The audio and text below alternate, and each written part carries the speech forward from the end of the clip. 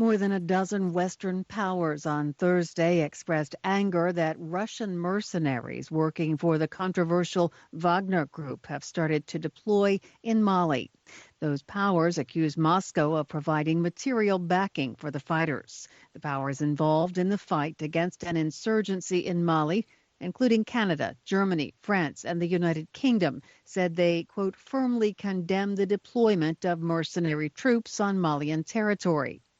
It was one of the first official acknowledgments by Western capitals that the deployment of fighters has begun in Mali after months of warnings to the Bamako government. But the statement did not say that the presence of the Wagner Group in Mali would result in a pullout of foreign forces. During his annual end-of-the-year press conference, Russian President Vladimir Putin said Thursday that Washington's willingness to discuss Russia's security proposals to curb NATO's eastward expansion was positive amid Western fears over a major military escalation in Ukraine.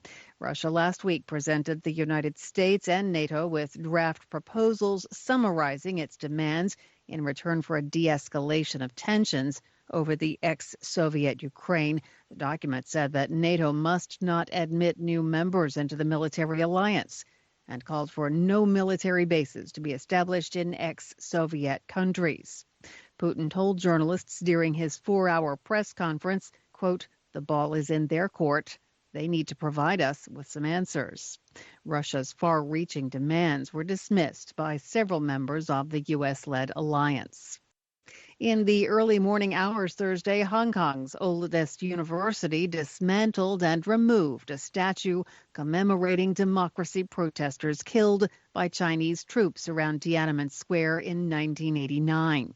Dissident Chinese artists have decried the statue's removal, telling AFP, the French news agency, that artistic freedoms are evaporating as Beijing tightens control.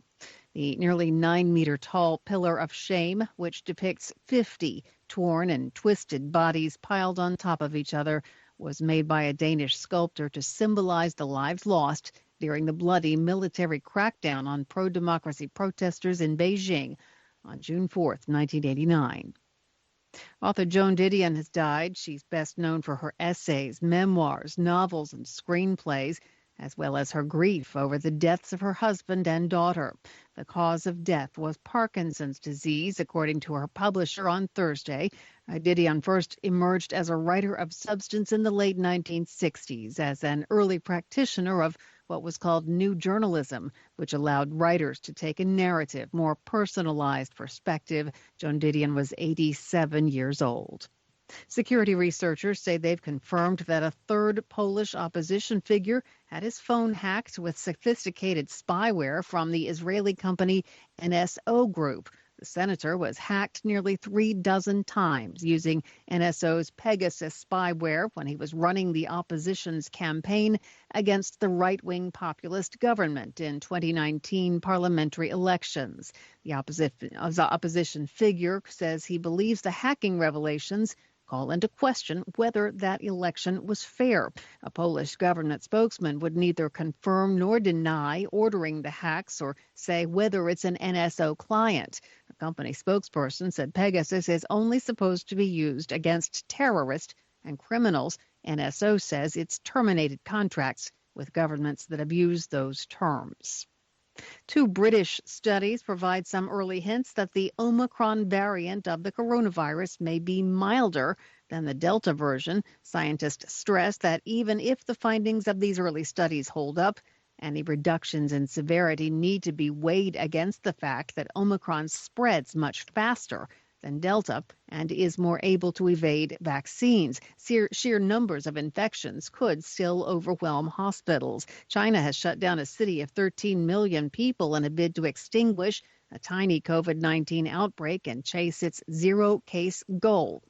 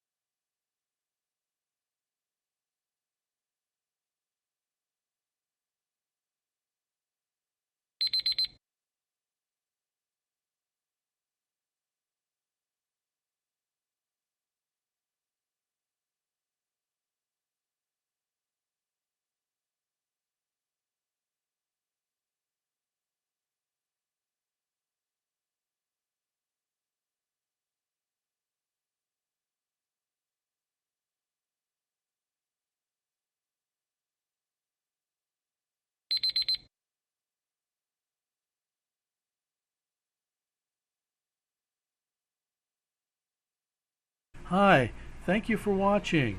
I hope the videos are useful for you.